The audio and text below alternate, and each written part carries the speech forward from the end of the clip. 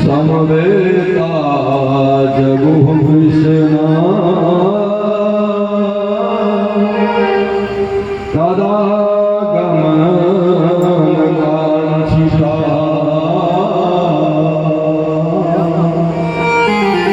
तदा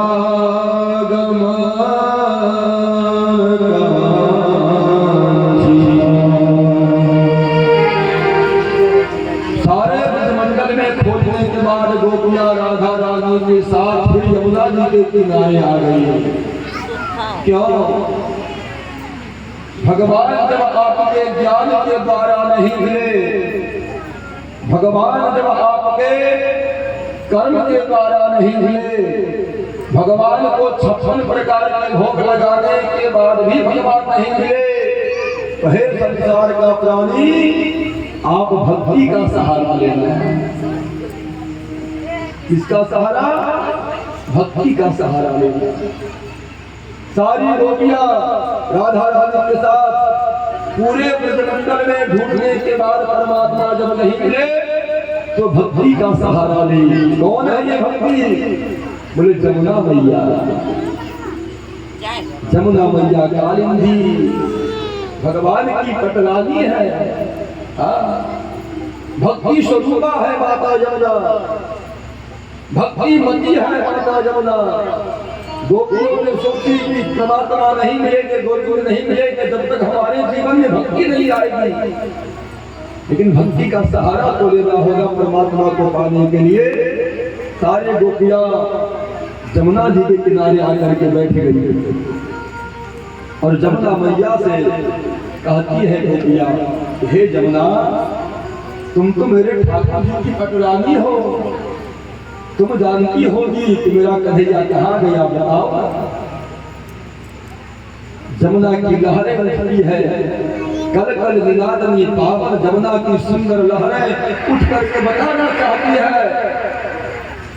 जमुना की लहरें उठ करके बताना चाहती है गोपियों को कि हे गोपियां,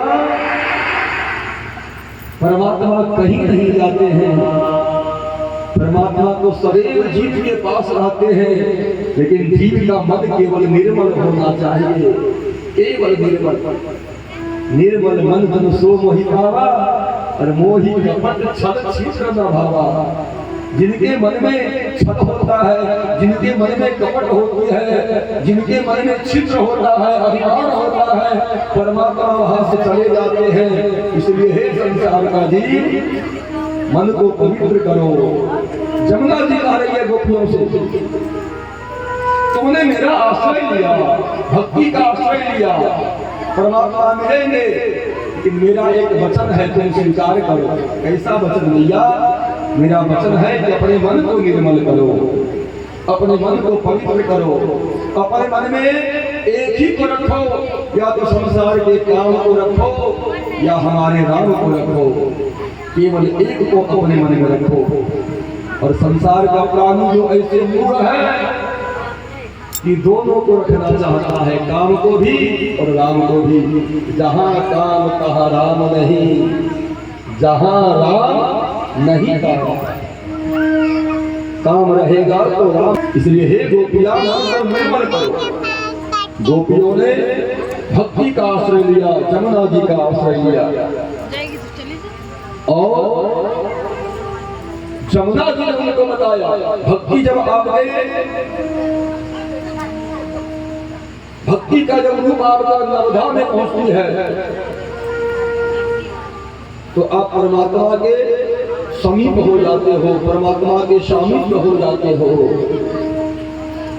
गोपियों ने परमात्मा को रिझाने के लिए सुंदर गीत गाया, सुंदर गीत। ये सुखदेव जी स्वामी गा रहे हैं, राधा रानी को रिझाने के लिए, गोपियों को रिझाने के लिए, कन्हैया को रिझाने के लिए सुखदेव जी स्वामी सुंदर गीत गा रहे हैं। और उसी गीत को गोपियां गा रही है कन्हैया को रिझाने के लिए। बड़ी सुंदर गीत है भागवत की। मैं सारे मैया से, अपनी बहना से निवेदन करूंगा कि मैया अपने आंखों को बंद करके अपने माथे के ऊपर आंचल के पल्लू रख करके गोविंद से पुकारो कि हे गोविंद। जिस प्रकार गोपियों के गीत को सुन करके गोपियों के हृदय में आप आ गए, उसी प्रकार हे गोविंद मैं भी आपका गीत का श्रवण कर रही हूँ, हमारे हृदय में भी आकर के आप विराजमान हो जाओ। यही भावना गोपियों ने सुंदर गीत गाई भगवान को रिझाने के लिए, बुलाने के लिए। तो आइए हम सब भी उस गीत का स्मरण करें कि जयति तेधिकं जन्मना व्रज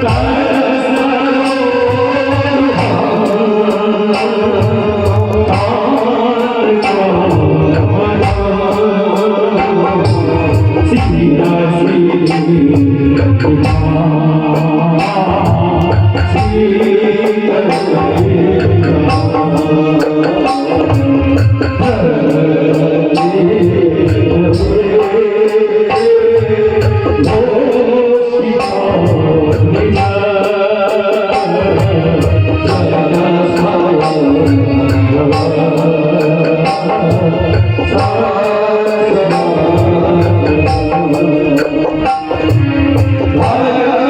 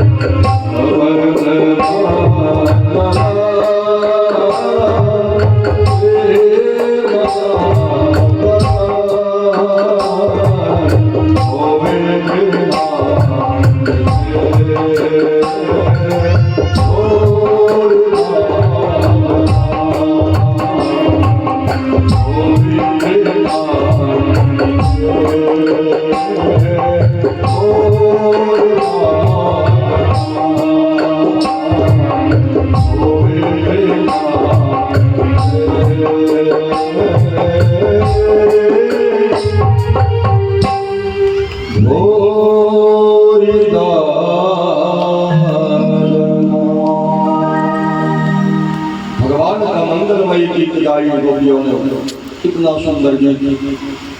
श्री सुखदेव जी स्वामी कहते राजा परीक्षित, ये गीत केवल गोपियों के लिए नहीं है। जो भगवान से मुक्त हो गया है, भगवान जीव से मुक्त हो गए हैं, यदि वो अपने घर में इस गोपी गीत को रोज यदि सुनता है तो एक ना एक दिन हमारे गोविंद की कृपा उनके जीवन में अवश्य होती है। इतनी सुंदर गोपियों ने गोपी गीत गाया। गोपियां अपने भावनाओं में कह रही है गोविंद से कि आपके जन्म का वजह तो केवल एक ही है कन्हैया, कि ब्रजमंडल को स्वर्ग से भी नीचा पद प्राप्त कर देना, ब्रजमंडल को वैकुंठ से भी ज्यादा ऊंचा पद दे देना, यही तो तुम्हारा लक्ष्य है। हे गोविंद,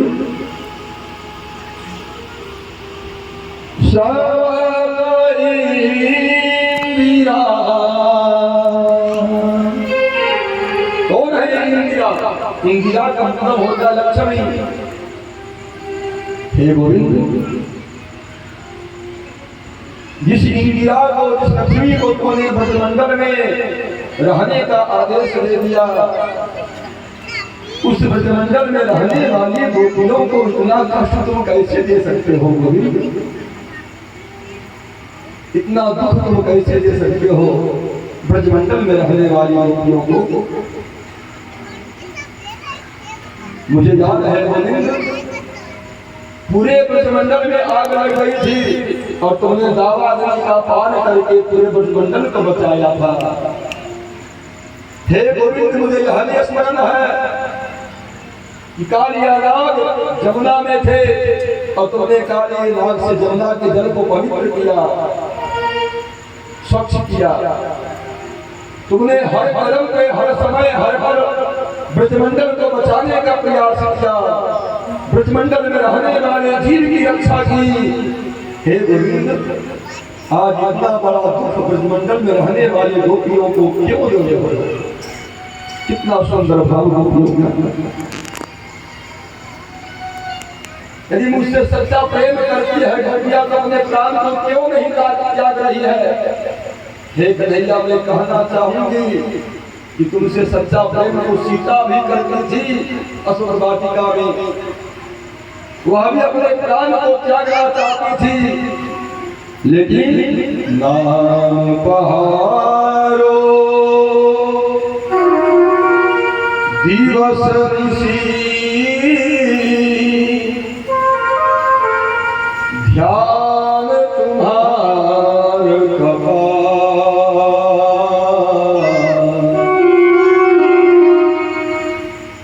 नाम पहाड़ो दिवस ऋषि। तुमसे सीता कम प्रेम करती थी क्या? वह भी प्राण त्यागना चाहती थी, लेकिन तुम्हारे नाम रूपी पहरेदार सीता को घेर करके रखा था। सीता भी चाहती थी कि मेरे प्राण पंखर निकल जाए, लेकिन ध्यान तुम्हारे कपाट, तुम्हारे नाम रूपी जो कपाट दरवाजा था वह बंद हो जाता था। सीता चाह करके भी अपने प्राण को नहीं त्याग पाती थी, इतना प्रेम करती थी। हे गोविंद,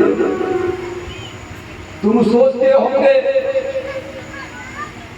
कि दशरथ जी हमसे प्रेम करते थे, मेरे वियोग में राम राम राम राम कहते कहते प्राण को निकाल दिए। हे गोविंद, प्राण को निकालना मैं भी चाहती हूँ, लेकिन तुम्हारे नाम रूपी कपाट बंद हो जाता है, प्राण निकलता ही नहीं है। कि प्राण दे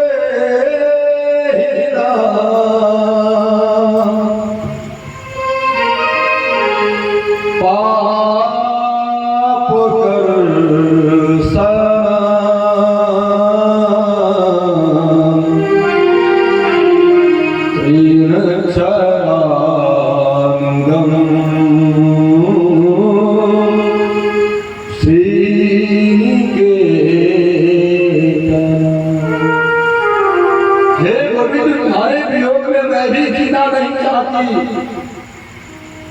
लेकिन मैं तब कथा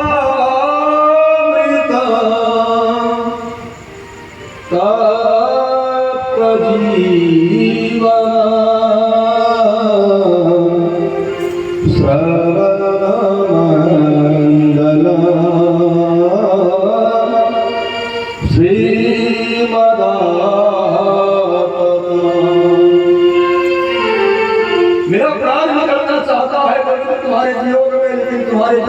अमृत रूपी कथा का जो मैंने पाठ किया वो कथा मेरे प्राण को निकलने देता नहीं है।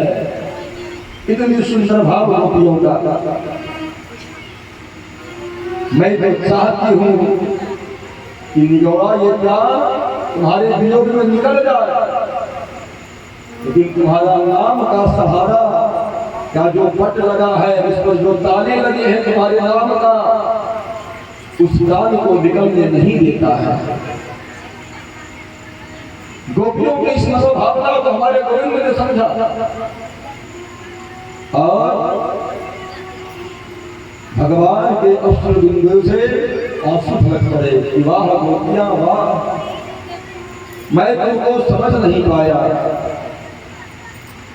तुम मेरे वियोग में प्राण भी नचने को तैयार हो, लेकिन मेरी भक्ति का सहारा लेकर के मुझे प्राप्त करने के लिए तुम्हारे पास कोई साधन केवल बचा है, तुम्हारी भक्ति बची है। और मेरे गोविंद ने क्षण भर भी विलंब नहीं किया और गोपियों के बीच में प्रकट हो गए। बोलिए राम बिहारी भगवान जय हो। भगवान प्रकट हो गए, गोपिया का मन उत्साहित हो गया, प्रफुल्लित हो गया, हर्षित हो गया, आनंदित हो गया। गोपिया भगवान के साथ आलिंगन करने लगे, गले में गले डाल करके भगवान को अपना दिल सुनाने लगे गोपियां। अब एक गोपियां नहीं है, ध्यान देना कितने गोपियां हैं। शास्त्र में लिखा है कि अष्टावष्ट सहस्रे द्वे शताधिक्यः स्त्रियस्तथा रीजोपान्ये परस्थावये ब्रह्मरूपादिचः सभ्यः। एक नहीं प्रवरा शतकोटि विराट मूलिका शतकोटि। कितने गोपियां हैं। सारे गोपियां अपने अपने टोली को बना करके आए।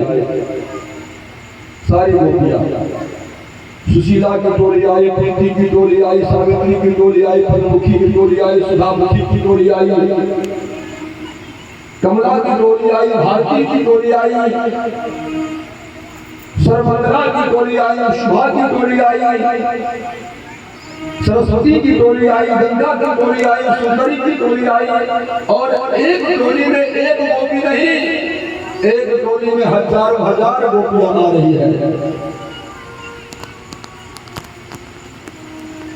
कितने गोपियां, सारी गोपियां आए। अब भगवान सोच रहे हैं कितने गोपियां आ गई, हम तो एक हैं। तो श्याम ने क्या किया, एको हम बहुत श्यामा। हाँ, एक है कन्हैया लेकिन बहुत हो गए। सारे गोपियों को लगा कि जितना संख्या हमारी है। कामदेव भी आया कि भगवान उसको चेता दिए कि कामदेव याद करो, महादेव के पास तुम गया था, क्या हुआ, क्या दशा तुम्हारी हुई, चल करके राख बन गया।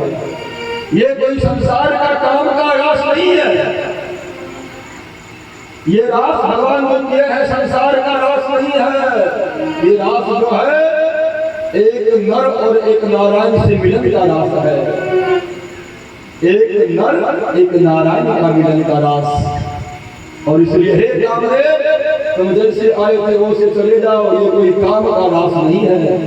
जो तुम्हारा असर हमारे गोपियों के ऊपर लगेगा, चले जाओ। कामदेव चला गया, महादेव आए रूप बदल करके और भगवान गोपियों के साथ रास कर रहे हैं। बोलिए रास बिहारी भगवान की जय। कि गोकुल में देखो, वृंदावन में देखो रे, मुरली बाजे रे, श्याम संग राधा नाचे, श्याम संग राधा नाचे, श्याम संग राधा नाचे, श्याम संग राधा नाचे।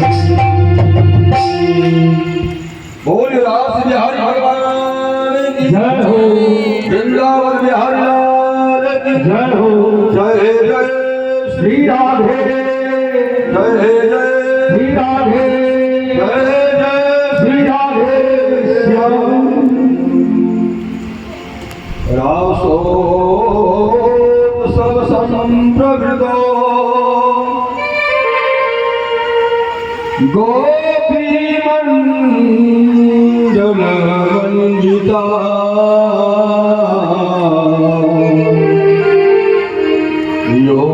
योगेश्वरेण कृष्णेन तासां मध्ये द्वयोर्द्वयो तासां मध्ये द्वयोर्द्वयो।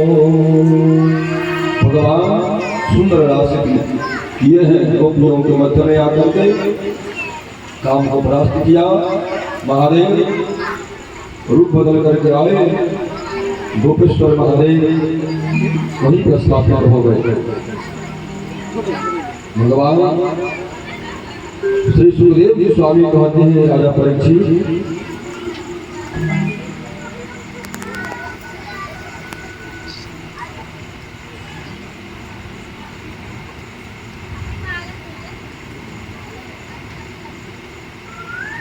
हमारे रास बिहारी के चरणों में, गोविंद के चरणों में, आदर्श जी के छोटे नाना जी के तरफ से, आदर्श के छोटे नाना जी के तरफ से रास बिहारी के चरणों में 501 रुपया भेंट करके अपने जीवन को कृतार्थ करने का प्रयास कर रहे हैं। गोविंद उनके ऊपर कृपा बनाए रखें, सदैव उनकी कृपा बनाए रखें। इस प्रकार से भगवान अपने लीला को करते जा रहे हैं। श्री सुखदेव जी स्वामी कहते हैं कि हे राजा परीक्षित, सब कुछ संसार में झूठा हो सकता है, लेकिन परमात्मा का वचन कभी झूठा नहीं हो सकता है। ईश्वर का वचन ही सत्य है।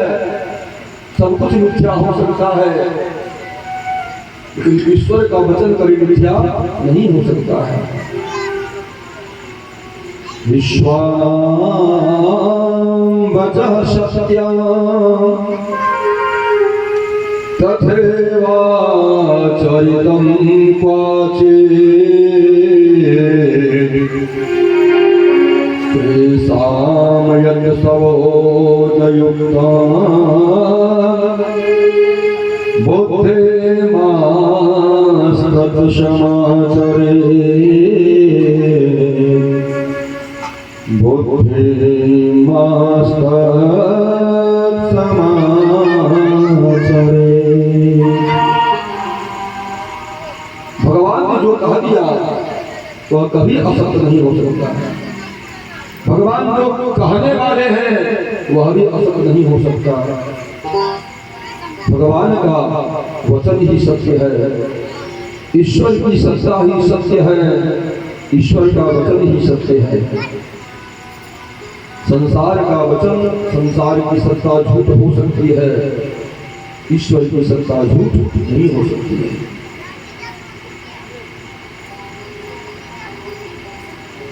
संसार के मानव भगवान का भक्त बनने का प्रयास करें, लेकिन भगवान बनने का प्रयास मत करना। आजकल तो ऐसे ऐसे संप्रदाय चले हैं, ऐसे ऐसे हमारे गुरु आ गए हैं, ऐसे ऐसे महात्मा हमारे भारत देश में हो रहा है कि स्वयं को भगवान मान रहे हैं। भगवान के वचन को असत्य कह रहे हैं, भगवान की लीला को असत्य कह रहे हैं, मिथ्या बता रहे हैं। कदापि नहीं हो सकता है। भगवान की लीला सत्य है, भगवान का वचन सत्य है, और आप जीव हो, कभी शिव नहीं बन सकते, यह भी सत्य है, यह भी सत्य है।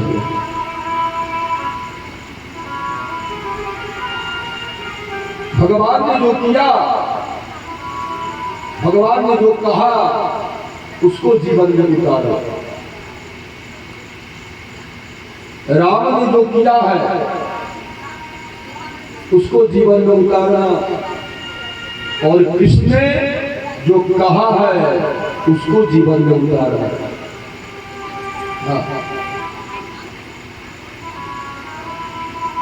राम ने जीवन में क्या किया?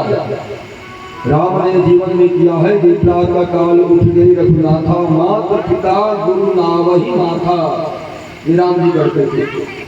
प्रातः काल जब उठते थे अपने गुरु अपने माता पिता को प्रणाम करते थे, अपने माता पिता के प्रत्येक बात का सम्मान किया, अपने पिता का बात झूठा न हो जाए,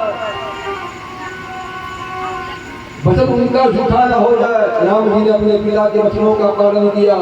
ये कर सकते हो आप, लेकिन कृष्ण ने जो किया वो मत करना। हमारा कन्हैया ने जो कहा है वह करना। कन्हैया ने गीता का जैसा उपदेश दिया, उसके गीता के एक एक शब्दों का पालन करो। लेकिन कन्हैया ने जो किया है वह मत करना। कन्हैया ने क्या किया? 7 दिन का कन्हैया था और विष का पान किया। विष का पान कोई कर सकता है? नहीं कर सकते ना। 7 वर्ष का कन्हैया था और पर्वत को उठा लिया। कोई 7 वर्ष का बालक उठा सकता है क्या? नहीं ना। इसलिए कन्हैया ने जीवन में जो कहा है उसको अपने जीवन में उतारो, और राम ने अपने जीवन में जो किया है उसको अपने जीवन में उतारो।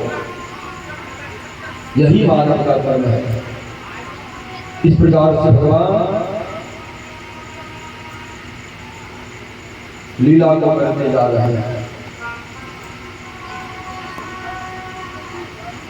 भगवान को मारने के लिए अष्टासुर आया, मायासुर आया, संतसुर आया।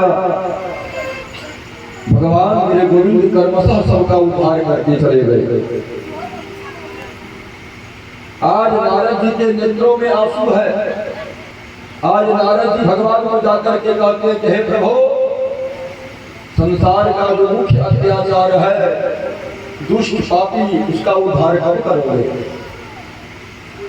भगवान कहते हैं नारद जी से कि हे नारद, उसका समय अब नजदीक आ गया है। पापियों का पतन होने का समय नजदीक आ गया है, घबराओ मत। और इधर नारद जी भगवान से इतना कहा करके कंस के पास चले गए। और कंस के पास जाकर के नारद जी कहते थे, हे राजा कंस, तुम्हें याद है योग माया जो कन्या आकाशवाणी की थी, तुमको मारने वाला ब्रजमंडल में आ गया है। तो आज भी आपका शत्रु जीवित है, और जिसका शत्रु जीवित हो वो चैन का नींद कैसे सो सकता है? इसलिए अपने शत्रु को बुलाओ, उसको मारो। कंस को ऐसा कह दिए और भगवान को कह दिए कि हे प्रभु, अत्याचारी को अब समाप्त करो। दोनों तरफ जाकर के नारद जी ने कह दिया। कंस ने सोचा कि नारद जी सही बोल रहे हैं, इसका शत्रु जीवित है और जितने भी हम सैनिक को भेज रहे हैं सबको मार रहा है, तो पता नहीं कब हमको मार दे, इसलिए उसको मारना ही चाहिए। कैसे मारे? उसको निमंत्रण देकर के बुलाएंगे तो आएगा नहीं, और मारने जाएंगे तो मार पाएंगे नहीं, तो कैसे क्या करें? तो नारद जी ही उनको बताया कंस को, हे कंस महाराज, अक्रूर जी को भेजो। अक्रूर जी कौन है? नंद बाबा के भाई है, कन्हैया के काका लगते हैं। हाँ, और यह कह करके भेजो कि मथुरा में यज्ञ होने वाला है, धनुष यज्ञ। उसी यज्ञ का दर्शन करने के लिए कृष्ण और बलराम को लेने के लिए आए हैं। अक्रूर जी ऐसा जाकर के कहेंगे। कंस की बुद्धि खुल गई, नारद जी चले गए और कंस ने अक्रूर को बुलाया। अक्रूर आया। अक्रूर जी कंस के बात को सुने, अक्रूर जी थरथर कांपने लगे। अक्रूर जी कहते हैं कि छोटा सा बालक यदि मेरे द्वारा मथुरा आ जाता है तो अत्याचारी कंस उसको मार देगा, और उस बालक जब मर जाएगा, कन्हैया कृष्ण और बलराम जब मर जाएगा तो बालक को मारने में हमारी भी हाथ रहेगी, क्योंकि हम ही उसको लेकर के आएंगे, तो पाप हमको भी लगेगा। अब क्या कहते हैं, यदि वृंदावन जाकर के कृष्ण और बलराम को लेकर के नहीं आते हैं तो कंस हमको मार देगा, और उसको लेकर के आते हैं तो कंस उस बालक को मार देगा। अक्रूर जी असमंजस में है, दुविधा में, लेकिन कंस राजा है, आज्ञा का पालन करना है। अक्रूर जी ने रथ को सजाया, रथ में बैठा, जाने लगा वृंदावन। मथुरा से वृंदावन आप दिन भर में चाहो तो 10 बार जाओ और 10 बार आओ, लेकिन अक्रूर जी का रथ जब चला मथुरा से वृंदावन की ओर, सवेरे चला और वृंदावन आते आते रात हो गया। रथ कहाँ जा रहा है कोई पता नहीं, केवल अक्रूर जी यही सोचते जा रहा है कि हम कन्हैया कृष्ण और बलराम को साथ लेकर के कैसे आएंगे कंस के पास, कंस उसको मार देगा। यही सोचते हुए जा रहे हैं अक्रूर जी। सवेरे चले मथुरा से, रात हो गई वृंदावन आते आते। वृंदावन पहुंचे कि गच्छनंद ब्रजं तत्र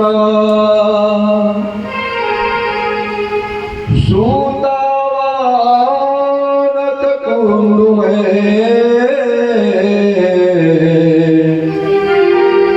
आसाते विहानेन रथेना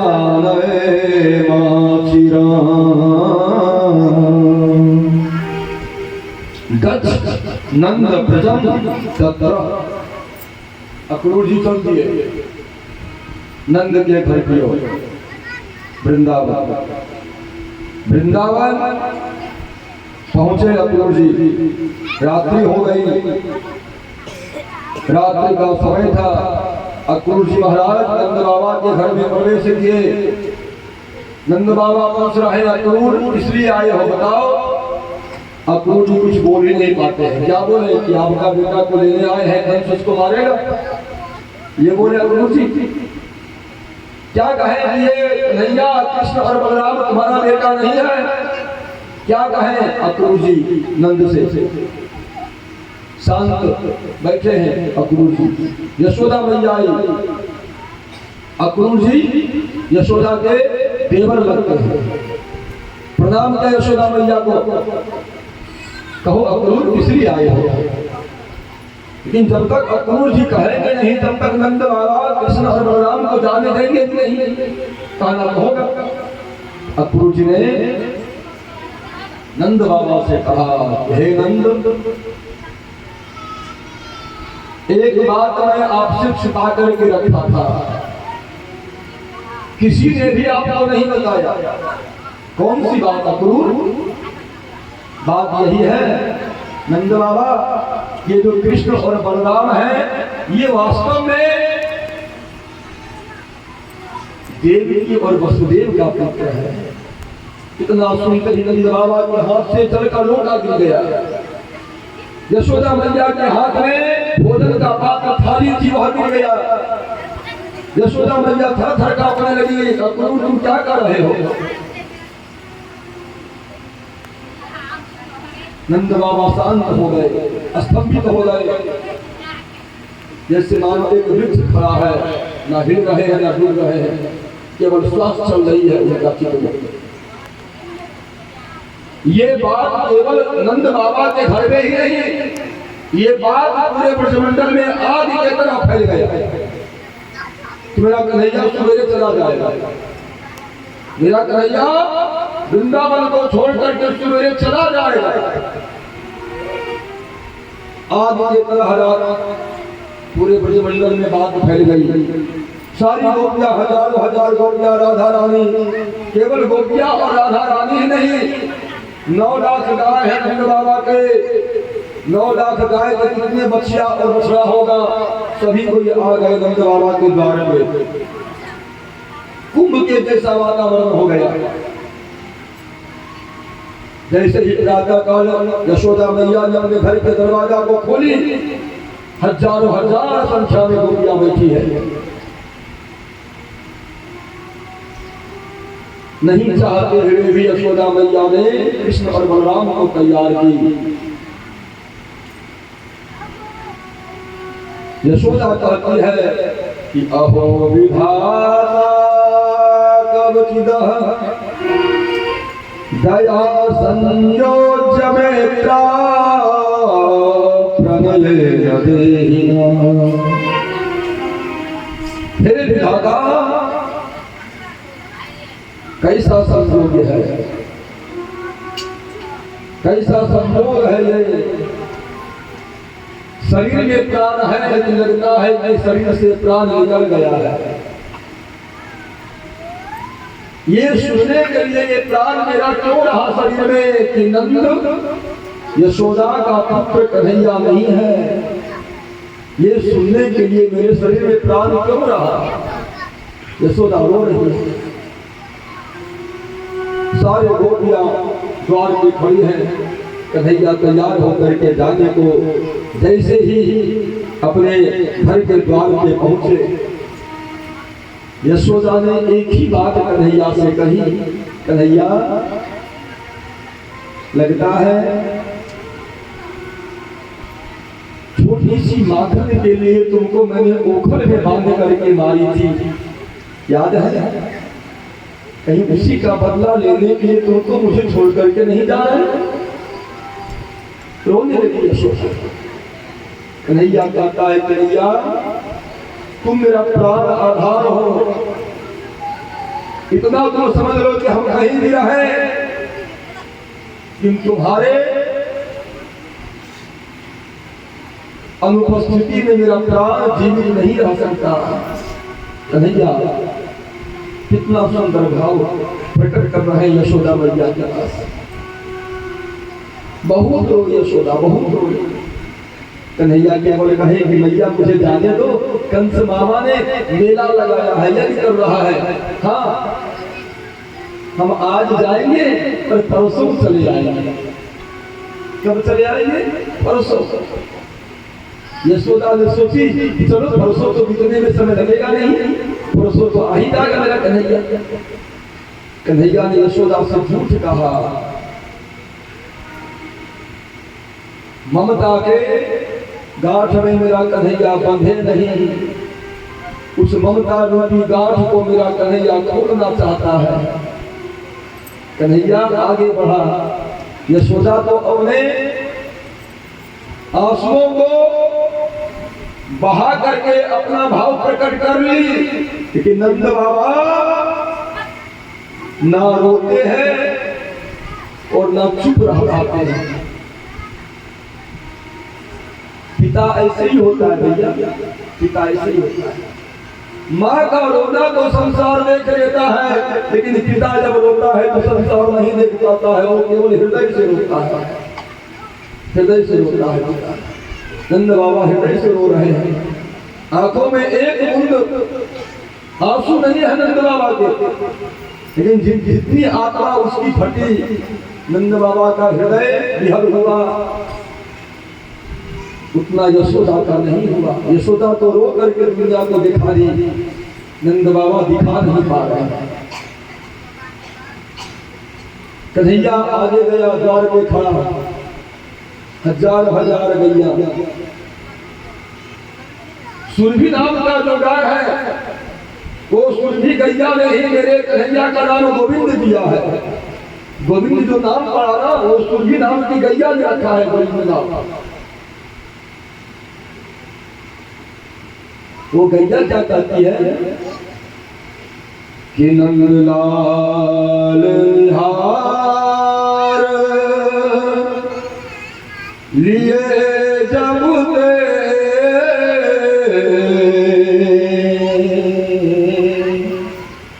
निज देह गेह संभारन दे,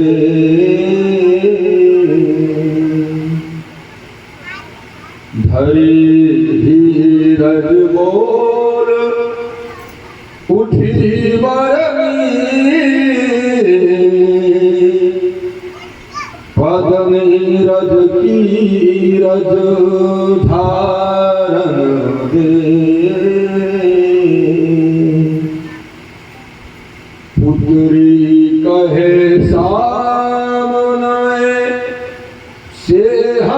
जा असुआ कहे पाँव पखारन दे और पल के कहे मुंदले मोहन को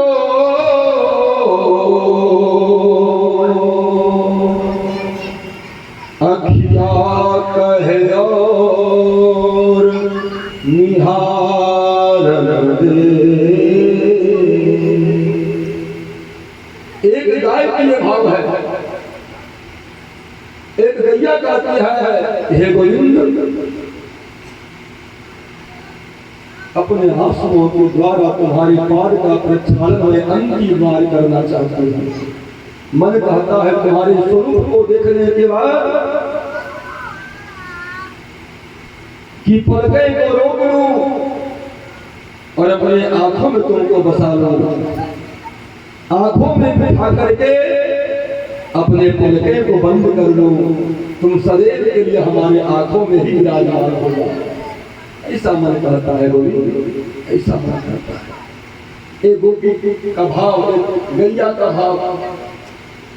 भगवान मेरे कन्हैया सबके मनोभाव को समझा, लेकिन ज्यादा भी जरूरी है क्योंकि भगवान के आगे की लीला भी करनी है। आज भगवान 11 वर्ष 54 दिन के हो गए। कितने दिन के? 11 वर्ष 54 दिन वृंदावन में निवास किया बाबा, लेकिन 11 वर्ष 54 दिन के हैं, लेकिन लगता है मेरा कन्हैया 25 वर्ष जैसा। क्यों? जिस बच्चे को माँ का प्यार ज्यादा मिलता है ना, उस बच्चे का शरीर ज्यादा दूर बढ़ती है। हाँ, 11 वर्ष 54 दिन तक कन्हैया ब्रजमंडल में रहा वृंदावन में। आज कन्हैया जा रहा है, सारी गोपियां द्वार पे खड़ी है, सारी गोपियां खड़ी है। राधा रानी सबसे पीछे। जैसे ही कन्हैया ने रथ पे आसीन हुआ, रथ पे आरूढ़ हुआ, रथ पे बैठा, रथ चलने को तैयार हुआ, सारी गोपियां रथ के पहिए के नीचे आ गई। हे कन्हैया जाना है तो जाओ, मैं रोकूंगा नहीं, लेकिन जाओ तो मेरे ऊपर अपने रथ को चढ़ा करके जाओ। कितनी सुंदर बात। कन्हैया ने उतर करके सभी गोपियों को समझाया। सबसे पीछे राधा रानी खड़ी है। राधा रानी के पास मेरा कन्हैया गया और राधा से कहता है कन्हैया कि राधे तुम तो मुझे जान रही हो, मैं लीला पुरुषोत्तम हूं, लीला करने के लिए आया हूं, और तुम्हें यह भी पता है कि तुम्हारे बगैर मेरा एक भी लीला संपन्न नहीं हो सकता है। तुम कैसे सोच ली कि तुमको छोड़ करके हम चले जाएंगे? राधे तुम हमारे हृदय में निवास करती हो, मेरे हृदय में तुम रहती हो। राधा देखो, एक व्यक्ति दूसरे व्यक्ति से अलग हो सकता है, दर्द नहीं होगा, लेकिन शरीर से जब प्राण निकलता है तो दर्द होता है। राधा रानी का शरीर अपना है, गोपियों का शरीर अपना है, यशोदा मैया नंद बाबा का शरीर अपना है, लेकिन प्राण तो हमारा कन्हैया है। आज कन्हैया जा रहा है, चल चल। गोपियां कहती है ये कन्हैया परू तेरी पैया, कन्हैया परू तेरी मत जार मत जाओ, मत